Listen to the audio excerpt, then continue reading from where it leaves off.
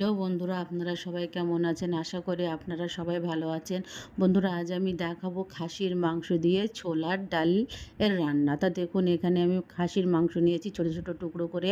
আর আমি ওই বুটের ডালটা আধা ঘন্টা 1 ঘন্টা ধরে ভিজিয়ে রেখেছিলাম।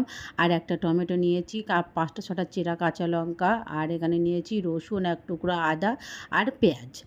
তোমরা কম বেশিও করতে পারবে ওগুলো। এবার আমি একটা কড়াই বসিয়ে দিলাম, তাতে পরিমাণ মতো সর্ষের তেল দেবো। তোমরা চাইলে সাদা তেলেও রান্না করতে পারো বা তেলের সঙ্গে একটু ঘি মিশিয়েও করতে পারো, কিন্তু আমি এখানে ঘি বা সাদা তেল ইউজ করছি না, সর্ষের তেল ইউজ করছি। আর ফোড়নের জন্য শুকনো লঙ্কা, তেজপাতা, কালো জিরে, গরম মশলা, দালচিনি এগুলো আমি ফোড়নে দিয়ে দিলাম। দেখুন, এটা একটু যত সময় লাল লাল করে ভাজা ভাজা হচ্ছে, তখন আমি এর ভিতরে 1 মুঠো রসুন কুচি আর পেঁয়াজ কুচি দিয়ে দিলাম। তোমরা চাইলেও পেস্ট করে দিতে পারো, কিন্তু আমি এখানে পেস্ট করে নিই, আমি এখানে মানে কেটে দিয়েছি। এবার আমি দিলাম আদা, একটু আদা থিতো করে দিয়েছি। এবার এটা আমি একটু লাল লাল করে ভেজে নেবো। দেখুন, এভাবে তোমরা একটু হাতে সময় রেখে করবে, এটা ভালো লাগবে খেতে। এবার আমি যে কিমা মতো করে নিয়েছি, কিমা ঠিক না, কিমার চেয়ে একটু বড় বড় হবে, ছোট ছোট টুকরো করা। এটা আমি মাংসটা এবার আমি দিয়ে দিলাম, মশলার ভিতরে দিয়ে কষে নিলাম। একটুখানি কষার পরে আমি যে ছোলার ডালটা ভিজিয়ে রেখেছিলাম, সেই ডালটা এবার দিয়ে দিলাম। এবার মাংস, ডাল আর মশলার সাথে ভালো করে কষাতে হবে।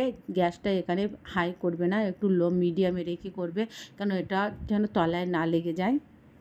এভাবে একটু কষাতে কষাতে আমি পরিমাণ মতো লবণ দিয়ে দিলাম, লঙ্কা গুঁড়ো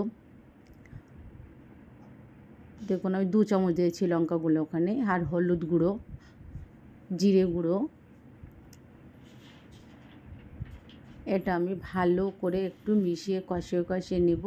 তোমরা চাইলে এখানে লঙ্কার গুঁড়োটা নাও দিতে পারো, বা লঙ্কা পিষেও দিতে পারো। আমরা এখানে লঙ্কার গুঁড়োটাই দিয়েছি, আর উপর থেকে 3-4টে কাঁচা লঙ্কা দিয়ে দিলাম।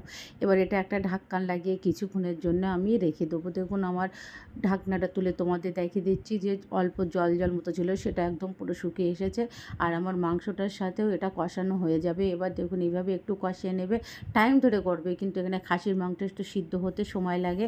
এবার দেখুন, এবার একটু কষিয়ে আমি এখানে গরম জল ইউজ করেছি। তোমরা গরম জলই ইউজ করবে, ঠান্ডা জলটা ইউজ করবে না। যখন ডাল রান্না করবে তখন একটু গরম জল দিলেই ভালো লাগে।